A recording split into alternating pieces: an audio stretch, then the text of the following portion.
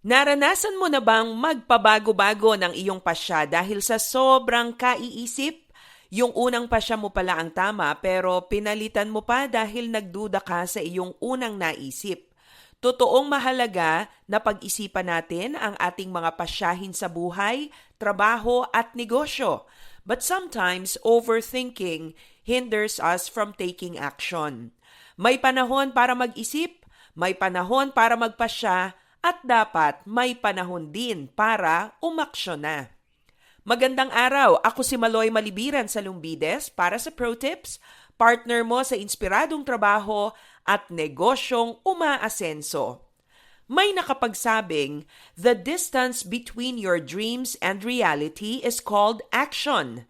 Hindi magkakaroon ng katuparan ang mga plano at pangarap mo kung hindi mo naman aaksyonan ang mga ito.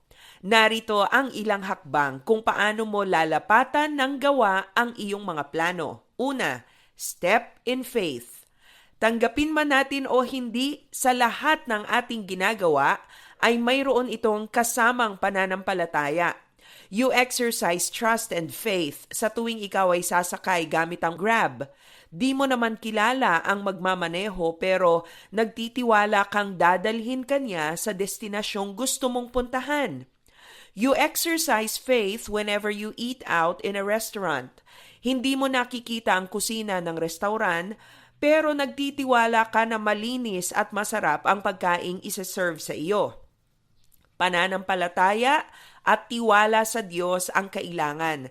Sa tuwing gagawa ka ng hakbang para marating ang iyong mga pangarap at matupad ang iyong plano, maraming bagay na hindi mo kontrolado, kaya kailangang matuto kang magtiwala sa Diyos. Pangalawa, exercise positive risk-taking. Ang paglago ay palaging may kasamang calculated risks. Gusto mong lumaki ang negosyo mo. Hindi naman ito mangyayari kung di ka magdaragdag ng investment o pangapital para sa expansion na iyong nais. Kasama ng paglago ay lakas ng loob na makipagsapalaran. Kasama ng paglago ang paghakbang sa labas ng iyong mga nakasanayan na.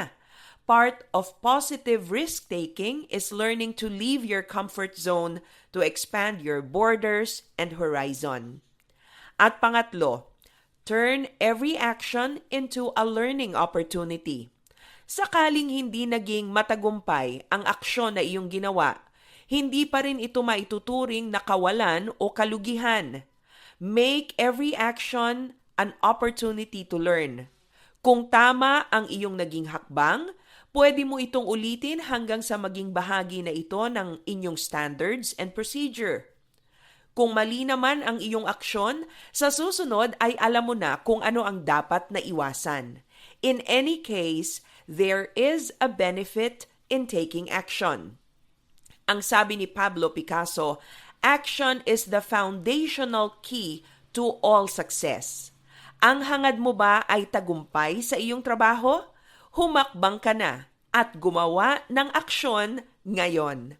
Para sa Pro Tips, ako si Maloy Malibiran sa Lumbides. Be a blessing in the workplace today.